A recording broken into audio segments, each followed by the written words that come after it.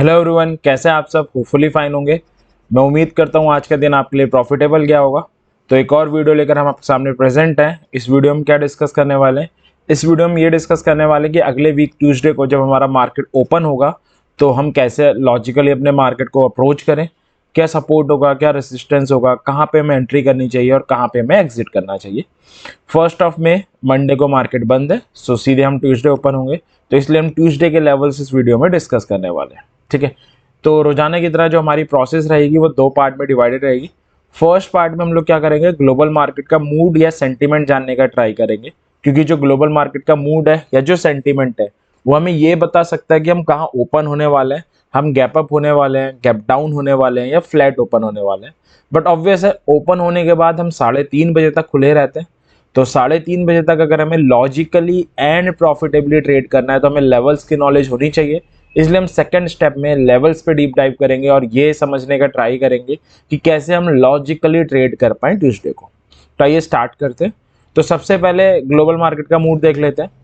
तो कल अगर यूएस मार्केट की बात करी जाए, last week US market consolidate हो रही थी, और जो मैं बार बार वीडियोस में कह रहा था कि एक अच्छी रैली के बाद कंसोलिडेशन कर रही है, ब्रेथ ले रही है, कुछ भी आप कह सकते हो, कल फर्दर वो रैली कंटिन्यू हुई है। डाउ जोन्स बड़ी स्ट्रांगली 1.5% के आसपास बंद हुई है, 524 पॉइंट पॉजिटिव। और नेस्डेक जो वहाँ का आईटी सेक्टर या आईटी इंडेक्स है, आप कह सकते हो आईटी कंपनीज हैवी इंडेक्स है, 2.5% के आसपास 300 पॉइंट अप्रोक्सीमेटली पॉजिटिव क्लोज हुई है। तो हो क्या रहा है, अर्निंग सीजन चल रहा है इंडिया में भी, यूएस में भी, और हमारे यहाँ जो कंपनीज है काफ़ी एनकरेजिंग रिजल्ट पोस्ट कर रही है बैक टू बैक। सेम वहाँ पे हो रहा है, तो इम्पैक्ट पड़ रहा है। तो रिजल्ट सीजन अच्छे आने के कारण हर जगह रैलीज का माहौल है, यूएस में भी एंड इंडिया में भी। तो यूएस की मार्केट कल बड़े स्ट्रांग नोट पे क्लोज हुई है। अगर यूरोपियन मार्केट की बात करें तो यूरोपियन मार्केट अभी वीक नज़र आ रही है, 0.5% से 1% के आसपास सब गिरी हुई है। ठीक है, अब यूएस के फ्यूचर्स को देखें तो यूएस के फ्यूचर्स भी नेगेटिव नज़र आ रहा है, कोई बड़े नेगेटिव नहीं है बट नेगेटिव है। डाउ अराउंड 120 पॉइंट्स नेगेटिव है और नेस्डेक अराउंड 38 पॉइंट नेगेटिव है। तो अगर हम कंक्लूड करें, पॉजिटिव मार्केट क्लोज हुई थी कल, अभी हल्के फुल्के नेगेटिव फ्यूचर्स हैं यूएस मार्केट के। यूरोपियन मार्केट में हल्का फुल्का सेंटीमेंट नेगेटिव नज़र आ रहा है। तो ओवरऑल ऐसा कुछ ज़्यादा नेगेटिव या पॉजिटिव नहीं है, ठीक ठाक मूड है। बाकी लास्ट वीडियो से भी मैं कह रहा हूँ, पिछले कुछ वीडियो से कह रहा हूँ कि जो ग्लोबल मार्केट है, ग्लोबल मार्केट में अगर कोई बहुत बड़ा फॉल या राइज आ जाए तब अलग बात है, बट अभी जो मार्केट चल रहा है इंडियन मार्केट, उसको ग्लोबल मार्केट इम्पैक्ट नहीं करेंगे, क्योंकि हमारे यहाँ जो अर्निंग सीजन चल रहा है काफ़ी स्ट्रॉन्ग रिजल्ट आ रहा है और हम एक के बाद एक लेवल गेन करते जा रहे हैं। आज आखिरकार इतने दिनों के बाद निफ्टी 18,000 के ऊपर क्लोज देके गई है, और सबसे अच्छी बात है वीकली क्लोज ऊपर देके गई है।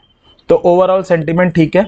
हम एक्सपेक्ट कर सकते हैं एक फ्लैट से गैप अप ओपनिंग एक्सपेक्ट कर सकते हैं 30-40 पॉइंट की, क्योंकि अगर आप देखोगे अभी एक्सिस निफ्टी, जो निफ्टी के फ्यूचर्स हैं 18,136 पे ट्रेड हो रहे हैं, तो अराउंड 30 से 50 पॉइंट की गैप अप ओपनिंग की तरफ इंडिकेशन दे रहे हैं। ठीक है, अब बात करते हैं आज की मार्केट में क्या हुआ। बहुत अच्छी मार्केट थी, शुरुआत में कंसोलिडेट हो रही थी बट एट द एंड 18,000 को बड़ा स्ट्रांगली गेन किया। द थिंग इज आज वीकली क्लोजिंग आनी थी, और 18,000 के ऊपर वीकली क्लोजिंग आना is such a very very strong thing कि हम आने वाले हफ्तों में और भी इस रैली को कंटिन्यू होता देख सकते हैं। बार बार मैं कह रहा हूँ कि मुझे इंडिकेशन लग रही है कि अब हम ऑल टाइम हाई की तरफ बढ़ रहे हैं, एटलीस्ट बैंक निफ्टी और फाइनेंशियल निफ्टी में तो, और ऑब्वियस है वो चलेंगी तो निफ्टी चली जाएगी। बैंक निफ्टी भी बड़ा स्ट्रांग बंद होकर गई है, 43,000 को वीकली क्लोजिंग बेसिस पे होल्ड करके गई है। तो काफ़ी स्ट्रांग नोट पे हमारा मार्केट बंद हुआ है, डिस्पाइट मंडे बंद है।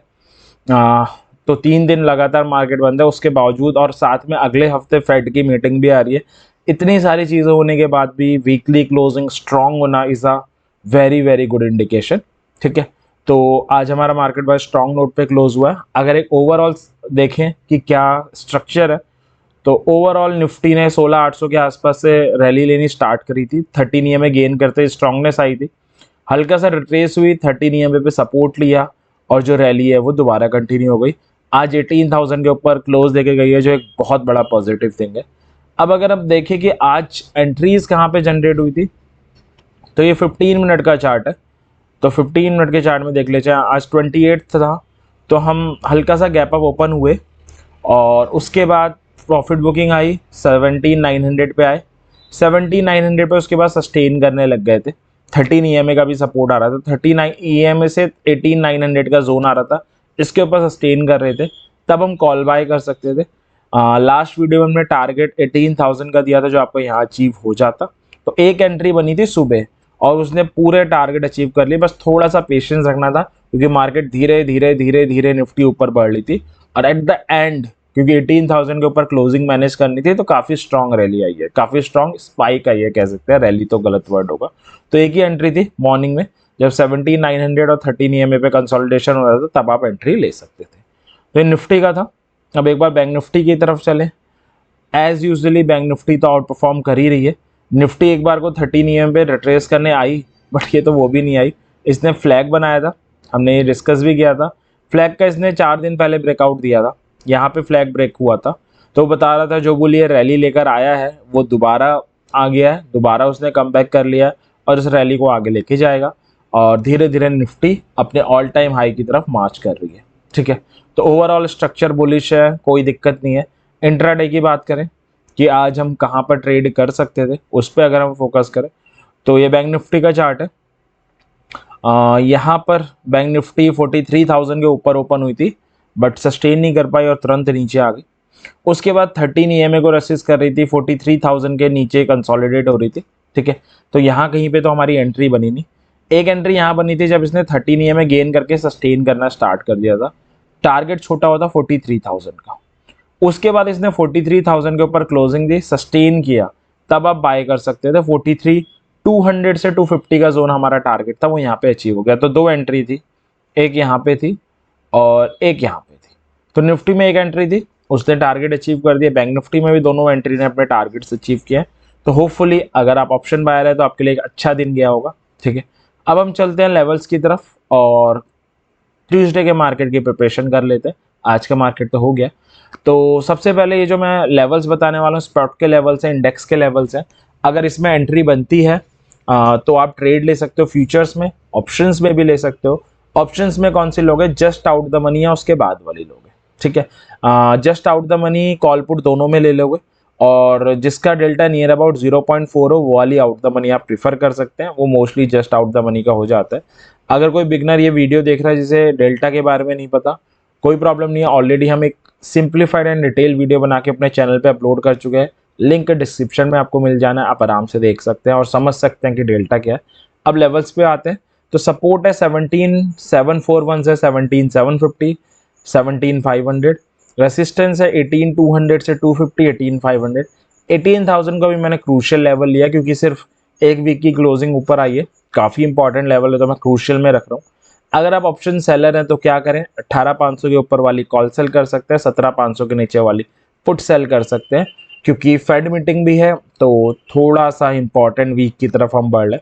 अगर आप ऑप्शन बायर है तो ये आपके लेवल्स रहे और बेटर तरीके से समझ में आए इसके लिए क्या कर लेते हैं, एक बार मैं आपको चार्ट्स में बता देता हूँ ताकि आप इसे बेटर विजुलाइज कर पाओ और इसका बेटर यूटिलाइजेशन कर पाओ। ठीक है, तो निफ्टी का चार्ट है, बड़े स्ट्रॉन्ग नोट पे बंद होके गई है। अब 3 टाइप की पॉसिबिलिटी है जो हम विटनेस कर सकते हैं ट्यूसडे को, गैप अप, गैप डाउन और फ्लैट। हायर पॉसिबिलिटी है गैप अप की, तो गैप अप से स्टार्ट करते हैं। ठीक है, तो गैप अप में क्या है, निफ्टी जो बंद हुई है 18,050 समथिंग के आसपास बंद हुई है। ठीक है, तो अब गैप अप होने का मतलब है कि एक क्रूशियल लेवल आ रहा है 18,100 का। अगर आप देखोगे भी तो ये निफ्टी है, निफ्टी 18,065 बंद होके गई है, तो एक क्रूशियल लेवल आ रहा है 18,100 का। तो अगर निफ्टी गैप अप होती है 18,100 के ऊपर खुलती है, बराबर खुलती है, हल्का फुल्का नीचे खुलती है, बट पहली 15 मिनट की क्लोजिंग ऊपर दे देती है या किसी भी 15 मिनट की कैंडल ऊपर क्लोजिंग दे देती है और अगली कैंडल भी दे देती है, यानी क्लोजिंग देने के बाद सस्टेन भी करती है, यानी 2 कंसेक्यूटिव कैंडल ऊपर क्लोजिंग दे देती है, इट्स अ कॉल बाय। 18,200 से 250 का जोन जो है ये 50 पॉइंट्स का, ये आपका टारगेट होगा। कौन सी कॉल बाय करेंगे, जस्ट आउट द मनी। और अगर क्लोजिंग ऊपर नहीं नीचे दे देती है, एक कैंडल सस्टेन करती है, इट्स अ पुट बाय। कौन सी पुट बाय करेंगे, just out the money, target will be 18,000 and ये ब्रेक होता है तो 17,900। स्टॉप लॉस क्या होगा, स्टॉप लॉस के लिए मैं लिख देता हूँ, स्टॉप लॉस कॉल के केस में क्योंकि हमारा एक लेवल है 18,100, इसके 50 पॉइंट्स नीचे रख सकते हैं आप। और एसएल पुट के केस में क्या कर सकते हैं आप, 18,100 के 50 पॉइंट्स ऊपर रख सकते हैं। ये इंडेक्स के टर्म में है, कई लोग कंफ्यूज हो जाते हैं, कई लोग इसे प्रीमियम के टर्म्स में समझते हैं। प्रीमियम के टर्म्स में क्या हम डेल्टा 0.4 वाली ऑप्शंस को डील कर रहे हैं ऑप्शंस के साथ। 50.50 इंटू 0.4 20 पॉइंट्स हो जाते हैं, तो प्रीमियम में आप 20 पॉइंट्स माइनस कर सकते हैं। ये आपका स्टॉप लॉस हो जाएगा कॉल के केस में भी, पुट के केस में भी। ठीक है, तो ये था कि अगर निफ्टी गैप अप हो तो उसे कैसे डील करें। दूसरी चीज़ है कि निफ्टी गैप डाउन भी हो सकती है या फ्लैट भी हो सकती है, जिसकी पॉसिबिलिटी गैप डाउन की तो कम है। तो फ्लैट में देख लेते हैं। फ्लैट का मतलब है निफ्टी बंद हो गया 18,065 के अराउंड, तो यहाँ कहीं पे खुलना। अब अगर 18,065 पे खुलती है या फ्लैट खुलती है तो दो क्रूशियल लेवल 18,100 और 18,000 के बीच में खुलेगी। अब आपको वेट करना पड़ेगा, अगर खुलने के बाद गिरती है 18,000 ब्रेक करती है, एक कैंडल सस्टेन करती है, तो इट्स अ पुट बाय 17,900 और 17,750 का एक जोन आ रहा है, वो आपका टारगेट होगा। और अगर 18,000 आती है, कोई बाइंग सिग्नल देती है, आप कॉल बाय करोगे, no doubt 18,100 will be your first and 18,200 से 250 का जोन आपका सेकंड टारगेट होगा। और फ्लैट खुलने के बाद ऊपर जाती है 18,100 के ऊपर क्लोज दे देती है, कैंडल सस्टेन करती है, इट्स अ कॉल बाय 18,200 से 250 का जोन टारगेट होगा। और यहाँ पे आती है 18,100 पे, इसे ब्रेक नहीं कर पाती है, बेरिश साइन देती है, अगेन प्रॉफिट बुकिंग आ सकती है 18,000 और 17,900 विल बी योर टारगेट। तो ये था कि अगर निफ्टी फ्लैट ओपन हो तो हम उसे कैसे डील करें। अब चलते हैं गैप डाउन के केस में। तो गैप डाउन भी हो सकती है निफ्टी, इसकी पॉसिबिलिटी बहुत माइन्यूट है, बट ठीक है एक बार डिस्कस कर लेते हैं। गैप डाउन मतलब 18,000 के हल्का सा ऊपर या हल्का सा नीचे या बराबर खुलना, बट क्लोजिंग नीचे देना पहले 15 मिनट की या किसी भी 15 मिनट की, और एक कैंडल सस्टेन करना, मतलब दो कैंडल कंसेक्यूटिवली 15 मिनट की कैंडल नीचे क्लोजिंग दे जाए, तो it's a put by time 17,900 will be your first and 17,750 का जोन आपका सेकंड टारगेट होगा। और अगर खुलने के बाद क्लोजिंग ऊपर दे, एक कैंडल सस्टेन करे, it's a call buy opportunity, आप कॉल बाय करोगे जस्ट आउट द मनी वाली। 18,100 विल बी योर फर्स्ट और 18,200 से 250 का जोन जो आ रहा है वो आपका सेकंड टारगेट होगा। तो ये था कि निफ्टी अगर गैप अप खुले, गैप डाउन खुले, फ्लैट खुले, तो उसको कैसे लॉजिकली डील करना है। अब चलते हैं बैंक निफ्टी की तरफ। बैंक निफ्टी का सपोर्ट है 43 एंड 42.5, रेसिस्टेंस है 43,450 से 43,500 एंड 44,000। ऑप्शन सेलर हैं तो 44,500 के ऊपर वाली कॉल सेल और 41,500 के नीचे वाली पुट सेल कर सकते हैं। ऑप्शन बायर है तो क्या करें, ये आपके सामने आपके लेवल्स रहे।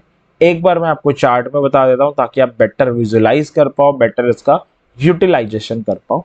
ठीक है, तो जो बैंक निफ्टी है, ये बैंक निफ्टी का चार्ट है, अगेन बहुत स्ट्रांगली बंद हुई है, उसमें कोई डाउट नहीं है। और जो इसकी क्लोजिंग आई है वो आई है 43,233, तो जस्ट एक क्रूशियल लेवल के नीचे बंद हुई है। तो तीन टाइप की पॉसिबिलिटी है, गैप अप, गैप डाउन और फ्लैट। गैप अप की पॉसिबिलिटी हायर है, तो उसी से स्टार्ट करते हैं कि अगर गैप अप हो जाए बैंक निफ्टी तो आपको क्या करना है। तो दो टाइप के गैप अप हो सकते हैं, एक माइन्यूट, एक बिग गैप अप।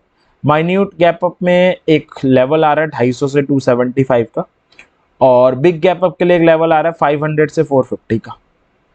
तो अब ये कंफ्यूजिंग स्टेट हो जाएगी, तो कैसे डील करना है उसको देख लेते हैं। तो अगर माइन्यूट गैप अप होती है 43,250 से जो 275 का 25 पॉइंट का ये जोन आ रहा है, इसके ऊपर बराबर या नीचे कहीं भी खुलती है और क्लोजिंग ऊपर दे देती है, एक कैंडल और सस्टेन करती है, मतलब दो कंसेक्यूटिव कैंडल की क्लोजिंग ऊपर आ जाती है, it's a call by time. 43,450 से 43,500 का जोन आपका टारगेट होगा। और अगर क्लोजिंग नीचे देती है, एक कैंडल सस्टेन करती है, it's a put time, just out the money वाली 43,000 आपका पहला और 42,700 से 750 का जोन आपका सेकंड टारगेट होगा। स्टॉप लॉस क्या ले, क्योंकि हम एक जोन के साथ डील कर रहे हैं, जब भी हम जोन के साथ डील करते हैं, स्टॉप लॉस कॉल के केस में क्या होगा, 43,250 से 275 का जोन है, तो कॉल के केस में जो लोअर वाला लेवल होगा उसमें से 100 पॉइंट्स माइनस कर देंगे। एसएल पुट के केस में क्या होगा, क्योंकि अगेन हम जोन के केस से डील कर रहे हैं, तो अपर वाला जो लेवल होगा 43,275 में 100 पॉइंट सेट कर देंगे।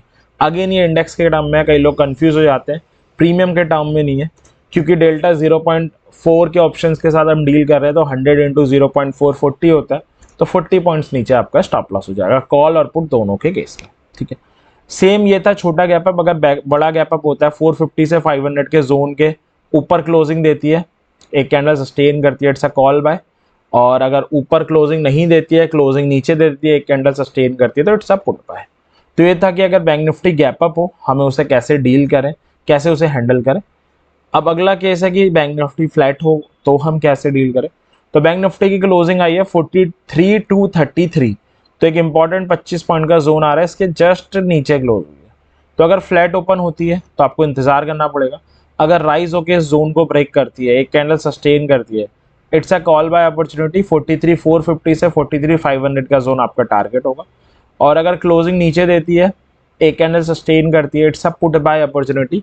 43,000 विल बी योर टारगेट। और अगर खुलने के बाद 43,000 आती है, इसे ब्रेक कर देती है, चांसेस कम है बट करती है, एक कैंडल सस्टेन करती है, again it's a put buy opportunity. 42,700 से 750 का जोन आपका टारगेट होगा। और 43,000 पे बाइंग सिग्नल देती है तो it's a call buy opportunity. 250 से 275 का जोन आपका टारगेट होगा। ये था फ्लैट का केस। लास्ट देख लेते हैं गैप डाउन का केस, जो बहुत कम प्रोबेबिलिटी है बट ठीक है। 3 दिन हमारा मार्केट क्लोज है, कोई न्यूज़ आ गई तो हो सकता है गैप डाउन हो जाए।